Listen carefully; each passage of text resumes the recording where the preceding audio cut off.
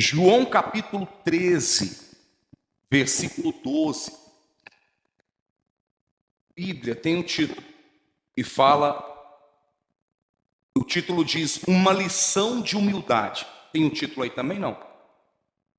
Uma lição de humildade. Versículo 12. Depois de lhes ter lavado os pés, tomou as vestes e, voltando à mesa, perguntou-lhes: compreendeis o que fiz? Vós me chamais o mestre e o Senhor e dizeis bem, porque eu sou. Olha para mim, para a gente entender o contexto. Você vê que aqui Jesus dá uma lição de humildade. Mas como é que Jesus dá uma lição? Falando, dando uma lição de moral, né? Como é conhecido, né? Fulano quer dar lição de moral, né? Lição de moral geralmente é visto como uma pessoa que ela só fala, mas ela não faz, ela não dá o exemplo. E diferente, Jesus aqui, ele disse, olha, compreendeis o que eu acabei de fazer? Depois que ele se levantou e sentou à mesa, ele fez essa pergunta, porque Jesus tinha acabado de lavar os pés de todos eles, secado, voltou, sentou à mesa, eles ficaram sem entender, porque afinal de contas era o mestre e o Senhor, e ele se humilhar, descer a esse ponto, né, de lavar os pés, de servir os discípulos, não era esperado. Não se espera de um Senhor servir o servo. Não se espera de alguém que está por cima se rebaixar para atender a necessidade de quem está embaixo. Geralmente quem está em cima está esperando ser servido, está esperando que alguém faça tudo por ele. No mundo aí fora é assim, sim ou não? Mas Jesus aqui, como estávamos falando, ele estava falando com pessoas de Deus, pessoas que estavam ali servindo a ele, servindo a Jesus e não servindo a um patrão, e não servindo a um chefe, mas servindo a Jesus, ao Senhor. Então ele disse, aqui ele fala da importância da humildade. E por que Jesus provavelmente teve que dar o exemplo? Porque ali existia pessoas que se sentia um pouco melhor do que as outras. Tem trecho na Bíblia, se eu não me engano, um pouco antes disso, desse momento, em que Jesus se vê obrigado a lavar os pés dos discípulos, ele descer, ele mostrar, olha, ninguém é melhor que ninguém, o maior serve o menor. Então por que você não pode servir uns aos outros? Porque antes disso, alguns perguntaram para Jesus, mas Senhor, quem de nós aqui é o maior? Eles queriam que Jesus dissesse, ó, fulano, ó, você é melhor do que ele e você está abaixo dele, fulano, você é maior que ele, porque você isso, porque você tem aquilo, porque você reúne qualidades melhor do que ele. Quem está entendendo? Ali tinha pessoas formadas, tinha Lucas, tinha pessoas ali que tinha uma posição na sociedade elevada. Entende-se ou não? Então, Mateus era cobrador de impostos, Lucas, se eu não me engano, era médico, mas Pedro era pescador. Pedro era quem, gente? Pedro era um pescador. Então, na sociedade, olha Pedro aqui embaixo, e olha um médico, né? Um outro, um cobrador de impostos, né? Não como Zaqueu, ele também estava aqui na sociedade, ó, um patamar acima dos outros. Então, por isso que estava essa discussão, mas e aí? Porque eles viram que diante de Jesus ninguém é melhor que ninguém. No reino de Deus ninguém é melhor que ninguém. Então, Jesus quis deixar bem claro que no reino de Deus não há orgulho, não há soberba, não há altivez. Entende-se ou não? Não tem isso. Quando houve isso, quando surgiu esse sentimento de orgulho, de altivez, que foi em Lúcifer, ele foi expulso. Ele não encontrou mais lugar no céu para ele, porque ele quis, inclusive, achar-se igual a Deus ou melhor que quem? Para poder colocar todos os anjos contra Deus e tomar o trono. Então, olha o que o orgulho faz, o que a altivez, a soberba, olha o que esse sentimento demoníaco que fez de Lúcifer, diabo, que fez de um anjo virar demônio, olha o que fez com ele, olha o que faz com uma pessoa, faz ela construir um castelo sobre areia,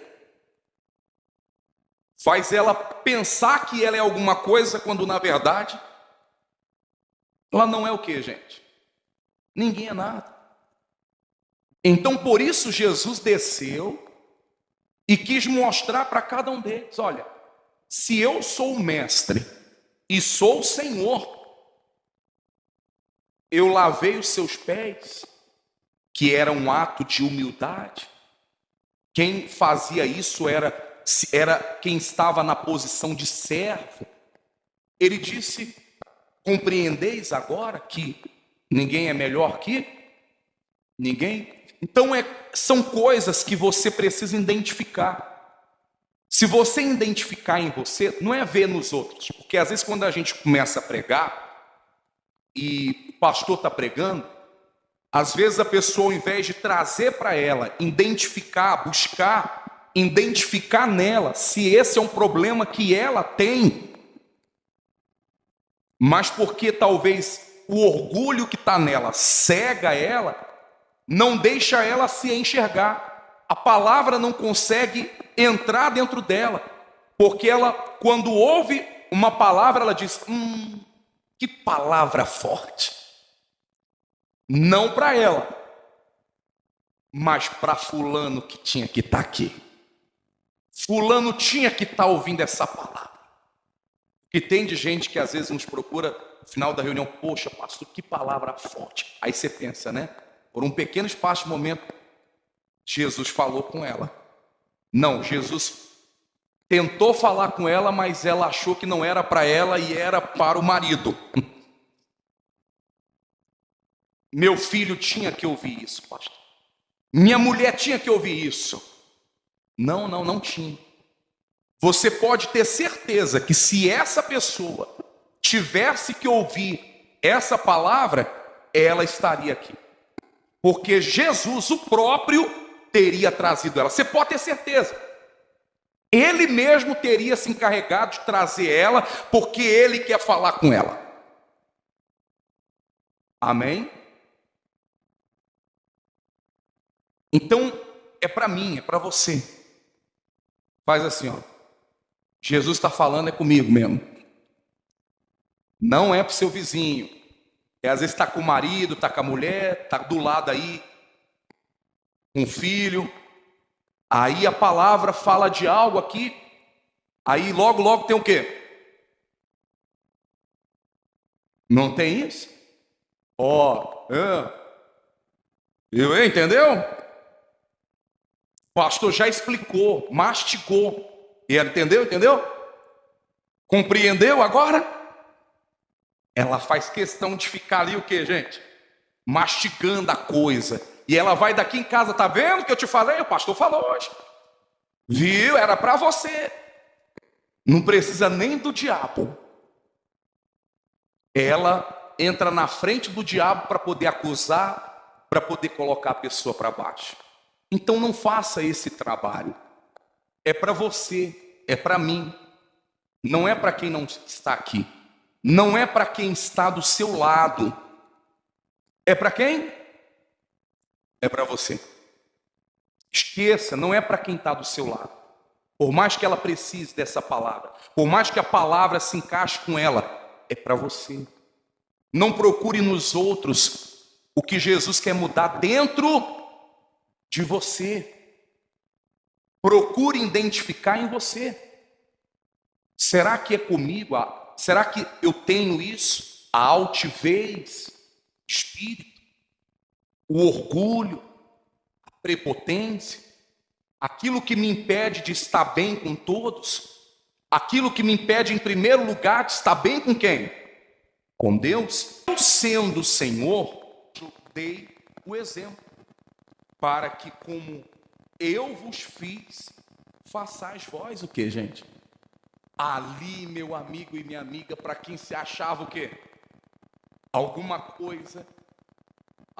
Eu não vou lavar o pé do fulano, não. Quem ele pensa que ele quer? E tem pessoas que ela está tão cega que pode falar, pode orientar ela, olha, não é legal isso, aquilo, faça assim. Ela não. Eu não. Fulano não. Qualquer outro, menos o quê? A pessoa não dá o braço a torcer, ela não desce aqui dentro dela, ela não desce, ela não se submete, ela não consegue ver bons olhos nas coisas. E é isso que impede muitas pessoas de servir melhor a Deus. Engraçado que você vê que Pedro era um dos menores, era um pescador lá, né? Era um dos menores. Dentre todos, ele era um dos menores. Vida simples, pescador, geralmente vida de pescador é uma vida simples. Imagine naquela época. Mas você vê que Pedro foi um dos que mais deu problema, demorou na conversão, demorou na libertação.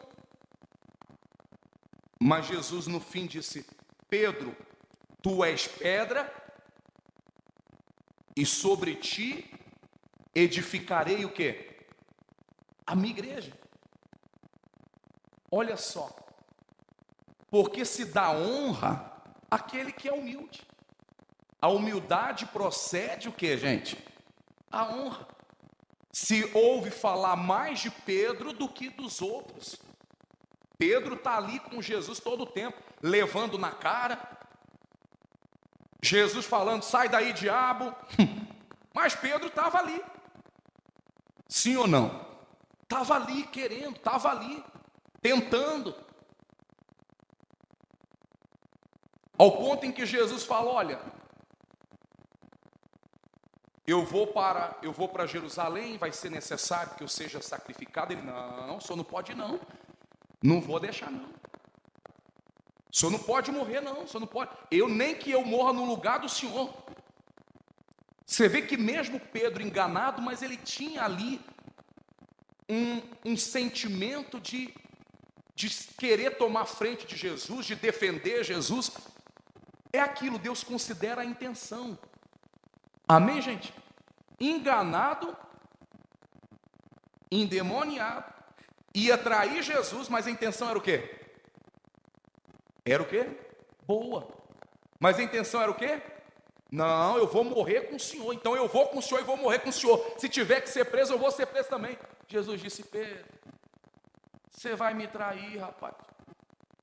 Antes que o galo cante, você vai me trair. E por que mesmo com tudo isso, Jesus ainda faz dele um dos maiores?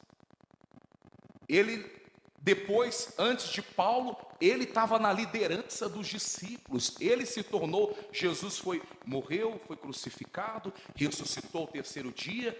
E você vê na carta dos apóstolos, de Atos dos Apóstolos, você vê Pedro liderando a igreja. Pedro liderando a igreja. Intenção.